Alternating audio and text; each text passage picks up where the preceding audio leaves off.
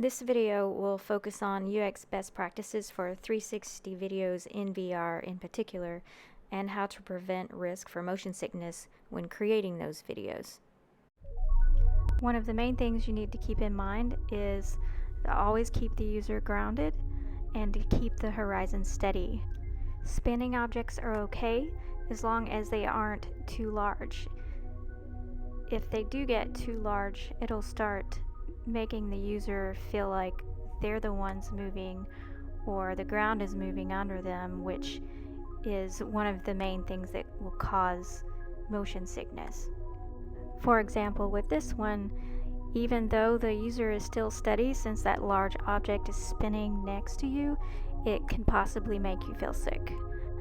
And in this example, the user is on a stable ground, but the horizon and the sky is moving around them, which is not as bad, but it's still potentially going to make someone sick who's more sensitive. So for spinning, it's better to keep the objects small and a little far away so they don't get sick. And with this one, I wanted to also point out that the art style that you use in the experiences can be pretty varied. Even artwork with sketch drawing can be just as immersive if done well. And with this one, you'll notice that they use body copy in their experience, but the text is in small chunks, so it's not overwhelming and it's easy to quickly read. And there is motion, but since the majority of the environment is dark and there are only small highlights of color that are moving, it's a good solution to make sure that people don't get sick while they're in the experience. And it's also really interesting how they slowly reveal content over time to tell the story instead of constantly changing the scene or even forcing a pan on you. And also pay attention here, if you're in the experience, you'll be falling, but since again they only use splashes of color, it doesn't make you sick. And this one is a good example of how you can still use spinning objects in an environment without the user getting sick. As you can see, the water is what is keeping the viewer grounded, while the ice sheets are what spin. You can see better what I'm talking about from this angle. Only the sheets that the bear and the penguin are on are what are moving. And then again here, since you're on the ice with the bear, you're actually grounded by that ice, and the penguin ice helps keep you grounded. And finally, I want to show you an example of some very good animation that is immersive. It's in 360 and it doesn't make you sick anywhere within the experience. It's very well thought out and very well done, and that is Moss by Polyarc. And they also have very nice transitions to where it feels like you're entering the book when you're entering this more immersive environment to become part of the story.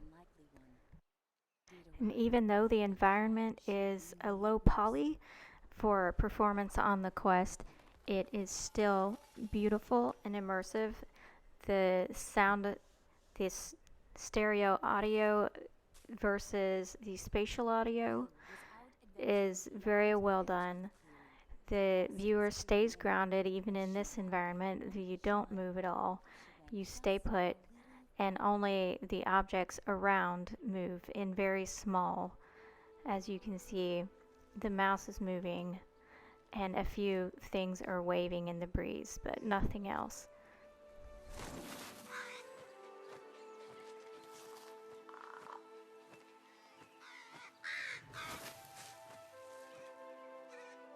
Spatial audio is used to grab your attention, to get you to look in various directions, to proceed the story.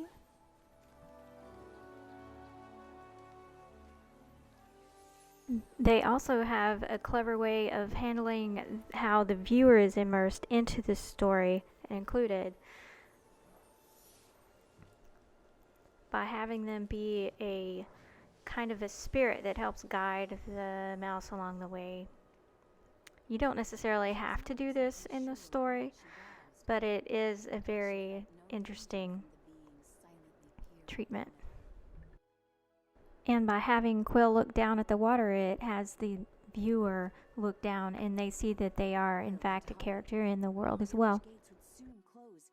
And once it's finally time to start interacting with things in the world and guiding Quill, there is a goes to controller that tells you which button to use to help her to move around, and that continues on as the story progresses. It will tell you which button to use to do what. And when it's time to switch to the next location, they do a simple fade in, fade out so that the viewer isn't jarred by sudden motion that would potentially make them sick.